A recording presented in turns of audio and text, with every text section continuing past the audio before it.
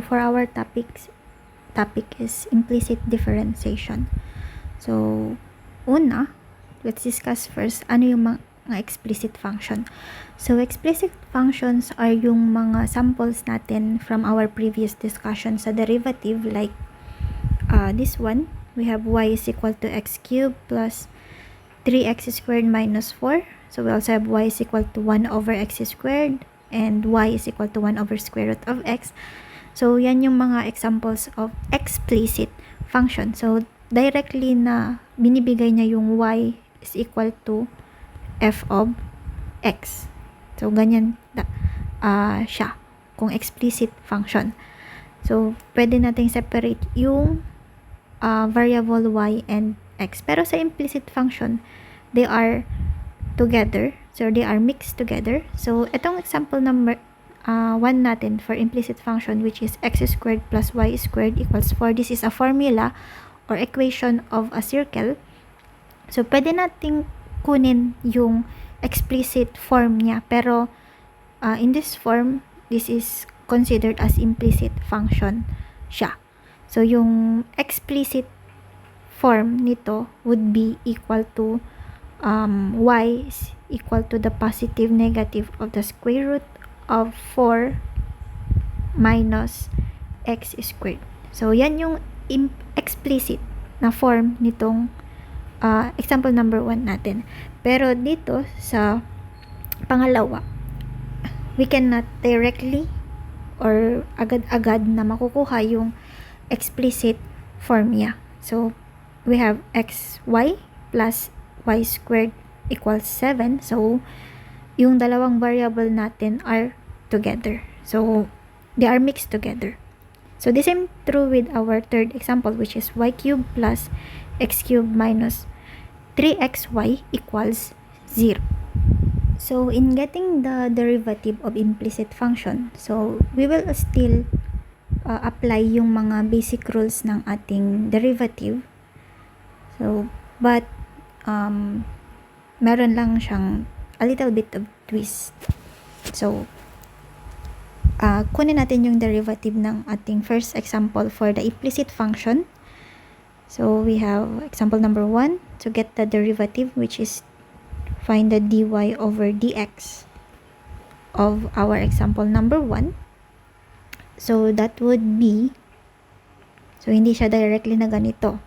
So, una, you get to get the derivative of each terms. So, kunin natin yung derivative of x squared with respect to x siya. So, kaya with respect to x, sabi ko kasi yung nandito sa baba or sa denominator niya is variable x. Kaya, for this whole equation, yung kinukuha natin yung derivative niya with respect to x. So, for our first term, so, power rule lang yan.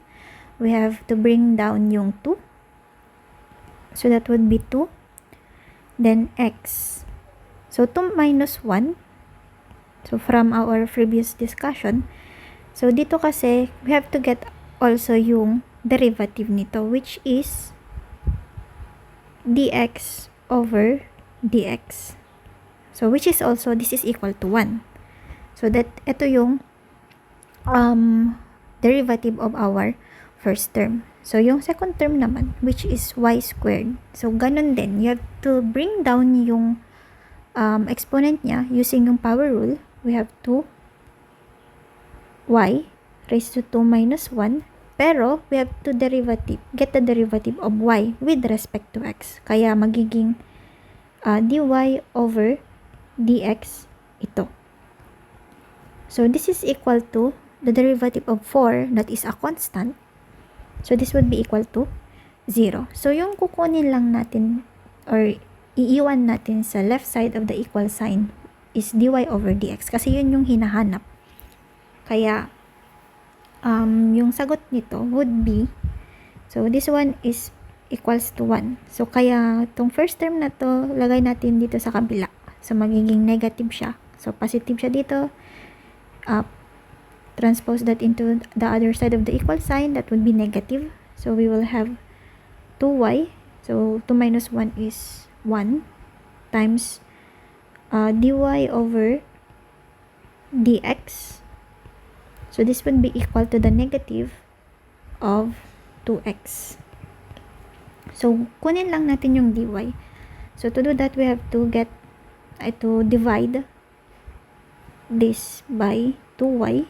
So also divide this by 2y. So getting the derivative of y with respect to x, that would be equal to, so magka-cancel out to, cancel out yan, cancel to, and that one. So we will have an answer of x minus y. And this would be the answer. So ganyan lang siya. So for example number 2, again, get the derivative of y with respect to x. So meron tayong equation na xy plus y squared equals 7. So we have to apply again yung ating basic rules of derivative. So in our first term, meron tayong dalawang variable, meaning we also have two functions, which is meron tayong f of x and g of y siya. So multiplication yan. So since multiplication, we will use yung product rule. So this one is yung common mistakes ng mga nagsosolve ng implicit differentiation, kasi trinitreat nilang yung y is para siyang constant. Yun yung parang treatment nila. Di nila kinukuha yung derivative using yung product rule. But at this point, this is a product rule siya. So we have f of x. Kung yung sa product rule, we have copy the f of x. We have x. Then we have to get the derivative of g of y or g of x in our previous discussion. So getting the derivative of y with respect to x, that would be equal to dy over dx. So yan lang yung first niya. Hindi pa yan tapos. So nasa first term pa lang tayo. So product rule, so we have plus. Copy natin yung g of y, which is y. Then get the derivative of x. We have dx over dx. This would be the derivative of x, y with respect to x. Then getting the derivative of the second term, we have plus. So power rule, bring down to, we have y 2 minus 1.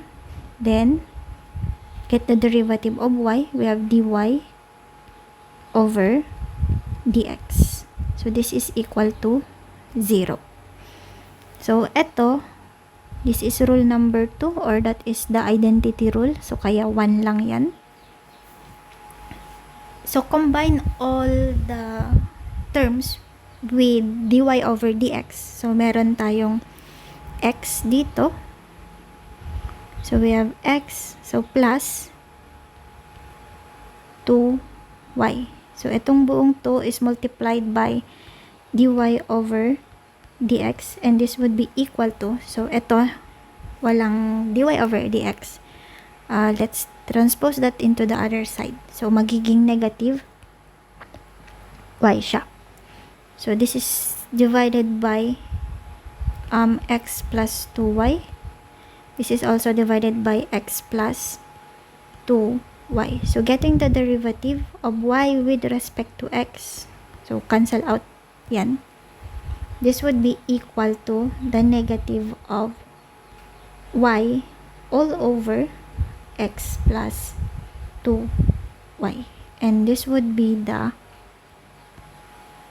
answer for that. Itong implicit differentiation natin. So don't forget na mag-product rule dito. Kasi minsan, yung xy nila, kung kukunin nila yung derivative of this xy with respect to x, parang ginagawa lang nila is x dy over dx. So yan yung mga mistakes na ginagawa ng mga students.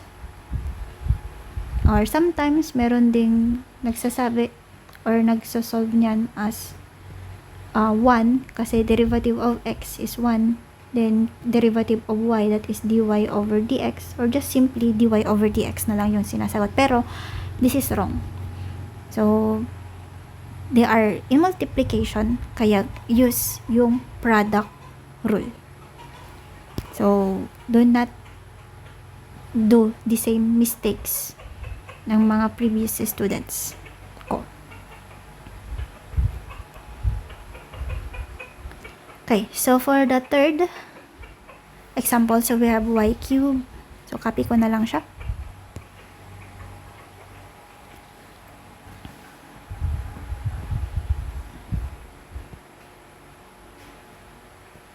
So, this one.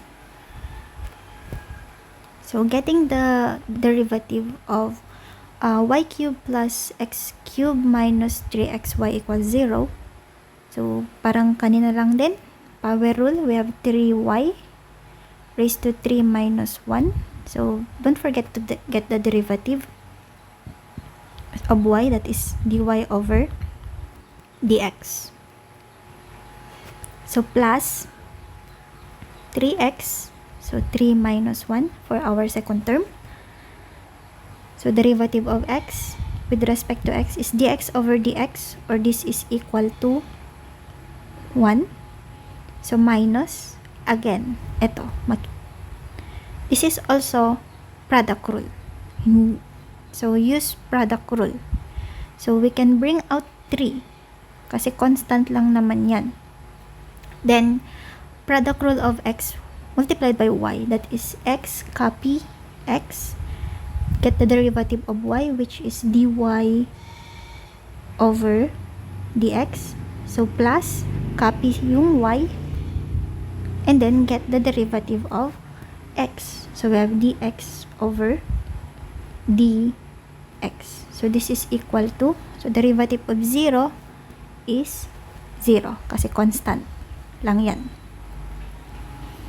Then, you combine all the terms na merong dy over dx. We have this one. We have 3y raised to 2. Then, we also have this one. So, we have to distribute yung negative 3 in these two terms. So, this will be minus 3x. So, multiply that by dy over dx. So, this is equal to, so, ito magiging negative siya. Negative 3x squared. Pag ililipat natin yan. So, ito naman, negative 3y.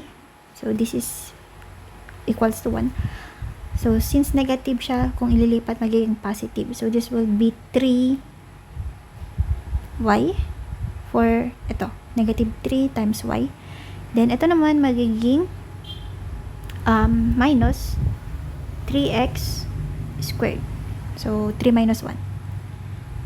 So, again, divide this and both sides by 3y squared minus 3x. So, yung matitira lang dito sa left side would be dy over dx. So, this would be equal to 3.